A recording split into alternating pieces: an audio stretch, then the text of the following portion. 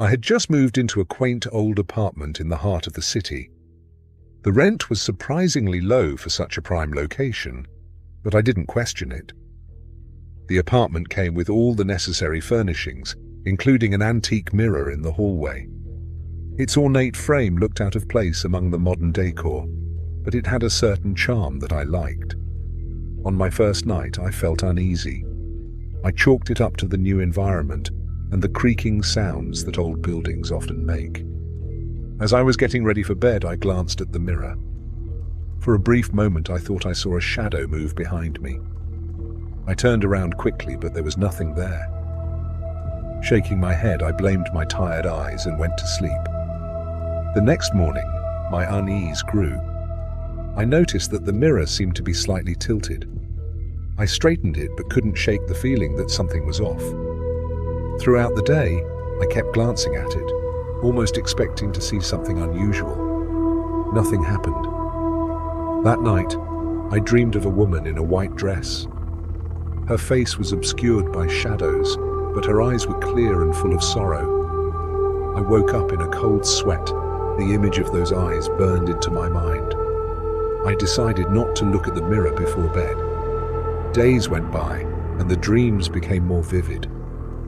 The woman seemed to be trying to communicate, but I could never hear her words.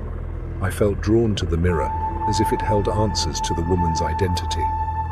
One evening, I gathered the courage to closely examine it. As I stood in front of the mirror, the air grew colder. I saw my own reflection, but something was wrong. The reflection started to change, becoming the woman from my dreams. My heart pounded as the woman's mouth moved silently. Suddenly, a chilling whisper filled the room. "Help me." I stumbled back, my breath coming in rapid gasps. The mirror's surface seemed to ripple, and the woman's hand reached out towards me. Panic seized me, but I couldn't move. The woman's fingers brushed against the surface, and a surge of cold electricity shot through my body. The room spun and darkness consumed me.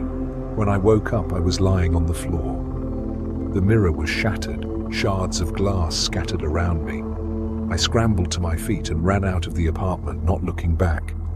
I stayed with a friend that night, too terrified to return. The next day, I went back to the apartment with a friend for support. We found the mirror gone, the wall where it had hung completely bare. The landlord claimed there had never been a mirror there. I couldn't believe it, but the evidence was clear. I moved out soon after, unable to shake the feeling of being watched. I later learned that the previous tenant had vanished without a trace, leaving behind all their belongings.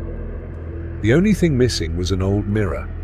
Years have passed, but I can never forget those sorrowful eyes and the desperate whisper. Sometimes, when I walk past a reflective surface, I catch a glimpse of white fabric or hear a faint echoing plea, "Help me, help."